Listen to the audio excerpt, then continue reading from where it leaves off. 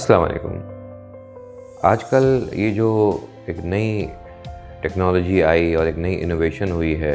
انٹرونشنل cardiology میں، cardiac surgery میں، آپ سب نے سنا ہوگا کہ ابھی ریسنٹلی امریکہ میں ایک پگ کا جو ہارٹ ہے، دل، وہ ٹرانسپلانٹ کیا گیا ہے ایک شخص کے اندر جس کا نام ڈیوڈ بینٹ تھا، اور اس کے بعد سے یہ شروع ہو گیا سلسلہ خاص طور پہ مسلم ممالک کے اندر کہ آیا کہ یہ اسلامی ہے کہ اگر کسی کو پگ کا ہارٹ ٹرانسپلانٹ کر دیا جائے۔ تو اس سلسلے میں نے سوچا کہ میں تھوڑی سی بات آپ لوگوں سے کر سکوں۔ یہ کوئی نیا سلسلہ نہیں ہے، اس کو زینو ٹرانسپلانٹیشن کہتے ہیں، جس کے اندر آپ کسی دوسری اسپیشیز، دوسری اینیمل کا کوئی بھی آرگن انسان کے اندر امپلانٹ کرتے ہیں یا ٹرانسپلانٹ کرتے ہیں۔ اور یہ کوئی آج کی نئی کہانی نہیں ہے۔ 1980 میں بیبی فے ایک تھی، اس کو بھی جو ہے وہ بیبون کا ہارٹ ٹرانسپلانٹ کیا گیا تھا، لنگور کا ہارٹ۔ وہ بھی بیچاری ٹرمینل النس کا شکار تھی۔ 1 مہینہ تو وہ صحیح چل سکی، لیکن 1 مہینے کے بعد پھر اس کو ریجیکشن کا سامنا کرنا پڑا اور اس کا انتقال ہو گیا۔ ریجیکشن کا مطلب ہوتا ہے کہ جب بھی آپ کوئی فورن آرگن لگاتے ہیں انسان کے اندر تو ہماری جو باڈی ہے وہ فائٹ کرنا شروع کر دیتی ہے، ہمارا جو امیون سسٹم ہے، جو مدافعاتی نظام ہے، وہ اس سے فائٹ کرنا شروع کر دیتا ہے، اس کو پھر ایکسیپٹ نہیں کرتا، اس کو قبول نہیں کرتا، اور الٹیمیٹلی پھر وہ اس کا انتقال ہو جاتا ہے۔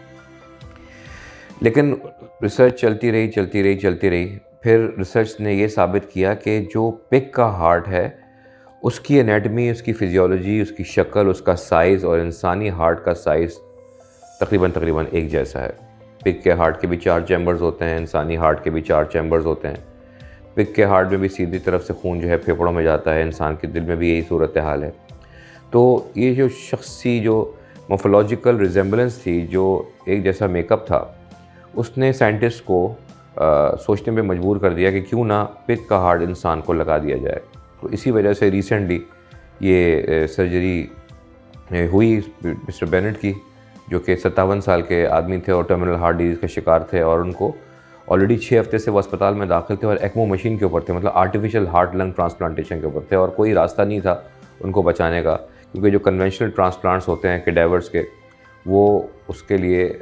ان کو وہ سوٹیبل نہیں تھے۔ اور میں آپ کو بتا دوں کہ اس وقت امریکہ جیسے سینٹر میں روزانہ 17 اموات ہوتی ہیں ان لوگوں کی جو ہارٹ ٹرانسپلانٹیشن کے انتظار میں بیٹھے ہوئے ہوتے ہیں، ان کو دل نہیں ملتا، وہ مر جاتے ہیں روزانہ 17۔ میں آپ کو امریکہ کا بتا رہا ہوں جو کہ اتنا ہائی فائی سسٹم ہے، تو ہم اپنے ملک کا کیا ذکر کریں۔ تو انہوں نے کیا یہ کہ پگ کے ہارٹ کے اندر جو پگ کی اپنی جینز تھیں، وہ 4 جینز کو ناک آؤٹ کر دیا، ہٹا دیا، اور جو ہیومن ہارٹ کی جو 6 جینز تھیں وہ اس کے اندر انکارپوریٹ کر دی گئیں، جس کی وجہ سے وہ تقریباً انسانی ہارٹ جیسا ہو گیا، اور اس کو انہوں نے ٹرانسپلانٹ کر دیا۔ اور ٹرانسپلانٹ کرنے کے بعد ابھی تک پیشنٹ صحیح چل رہا ہے، اور اس کو وہ آبزرو کر رہے ہیں ریجیکشن کے لیے، اور کہ ریجیکٹ تو نہیں کرتا، ہمارا امیون سسٹم اس کو ریجیکٹ تو نہیں کر رہا، وہ کیسا بیہیو کر رہے ہیں، تو اب تک وہ صحیح جا رہے ہیں۔ سوال یہ پیدا ہوتا ہے کیا یہ جائز ہے یا ناجائز ہے؟ تو اس سلسلے میں عرض کر دوں کہ جو ہمارے کارڈک پروسیجرز ہیں، کارڈک سرجریز ہیں، جیسے دل میں سوراخ کا ہو جانا، جس کو VSD کہتے ہیں، ASD کہتے ہیں، اس کے اندر تو پچھلے 40-50 سال سے بووائن یا پورسائن گرافٹس لگ ہی رہے ہیں، اس میں کوئی ایسا ایشو نہیں ہے۔ بات یہ ہوتی ہے کہ حتی الامکان کوشش یہ کرنی چاہیے، ہوتی ہے ہم مسلمانوں کی بھی، کہ کوئی ایسی چیز، کوئی ایسا علاج نہ کریں کسی انسان کا جو غیر اسلامی ہو یا غیر شرعی ہو۔ لیکن جہاں پر جان بچانے کی بات آتی ہے، جہاں پر کسی شخص کی جان، زندگی کا سوال ہوتا ہے، تو وہاں پر ہمیں ہر وہ اسٹیپ لینا چاہیے جس کے ذریعے انسان کی جان بچائی جا سکے، کیونکہ انسان کی جان کی قیمت بہت زیادہ ہے۔ تو یہ جو پگ کا ٹرانسپلانٹ ہوا، یہ ایسے نہیں کہ بس چلو پیشنٹ آیا، اس نے کہا مجھے پگ کا ہارٹ لگا دو، وہ اس کو پراپر طریقے سے انالائز کیا گیا، سرچ کیا گیا، مینیج کیا گیا۔ کنونشنل ٹرانسپلانٹ کے جو مواقع تھے، جو اس کی فراہمی تھی، وہ سارا کچھ پرووائڈ کرنے کے باوجود یہ ثابت ہوا کہ وہ اس کو ایکسیپٹ نہیں کر سکے گا۔ اس کے بعد یہ فیصلہ کیا گیا، جہاں پر میری جو گفتگو ہوئی ہے کئی علماء کرام سے، مفتی کرام سے، سب کا یہ متفقہ فیصلہ ہے کہ اگر کسی شخص کی جان بچانے کی خاطر کوئی اس قسم کا اقدام بھی لے لیا جائے جس میں لگتا یہ ہے کہ وہ غیر اسلامی ہے، تو وہ جائز ہو جاتا ہے۔ تو یہ جو ہارٹ ٹرانسپلانٹیشن ہوئی ہے، یہ ایک بہت ہی ناول قسم کا ٹریٹمنٹ ہے، اور بہت ہی لیٹسٹ ریسرچ کے بعد جس کا الحمدللہ صحرا بھی ہمارے ایک پاکستانی شہری ہیں،